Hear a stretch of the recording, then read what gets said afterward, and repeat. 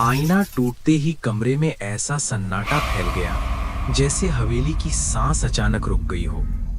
फर्श पर गिरे कांच के टुकड़ों के बीच दुल्हन जमी खड़ी थी और उसके पीछे आईने की जगह एक और परछाई दिखाई दे रही थी। यही वो पल था जहां से उस रात की कहानी शुरू हुई और सब कुछ उलट गया। ये राजस्थान के एक छोटे कस्बे की पुरानी हवेली थी जहां विक्रम की शादी बड़े धूमधाम से हुई थी। पीढ़ियों पुरानी हवेली, ऊंची छतें, मोटे दरवाजे और दीवारों में बसी अजीब सी ठंडक। शादी के बाद पहली रात के लिए विक्रम और अनन्या को उसी शुभ माने जाने वाले कमरे में भेजा गया। कमरे की दीवार से लगा पुराना भारी फ्रेम वाला आईना चुपचाप सब कुछ देख रहा था।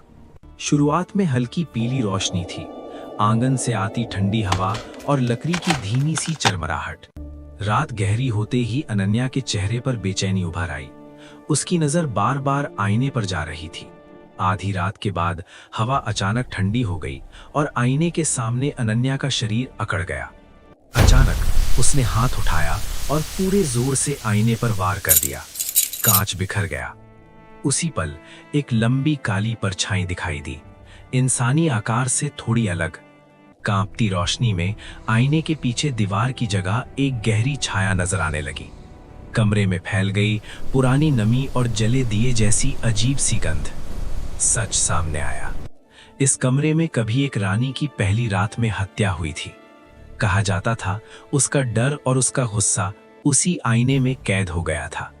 अनन्या, जो बचपन से अजीब चीजें महसूस कर लेती थी, सब कुछ देख चुकी थी। आईना टूटने के बाद परछाई कुछ पल तक स्थिर रही, फिर धीरे धीरे दीवार में घुल गई। कमरे की ठंडक कम हुई, हवा चली और अनन्या शांत होकर वहीं बैठ गई। अगली सुबह सब कुछ सामान्य था और उस कमरे से आईना हमेशा के लिए हटा दिया गया। विक्रम और अनन्या ने उस रात के बारे में कभी किसी से बात नहीं की। सालों बाद मरम्मत के दौरान उसी दीवार के पीछे एक बंद सुरंग मिली। सुरंग में पड़ा था एक टूटा हुआ दर्पण, जिसके पीछे आज भी इंसानी नाखूनों के गहरे निशान मौजूद थे।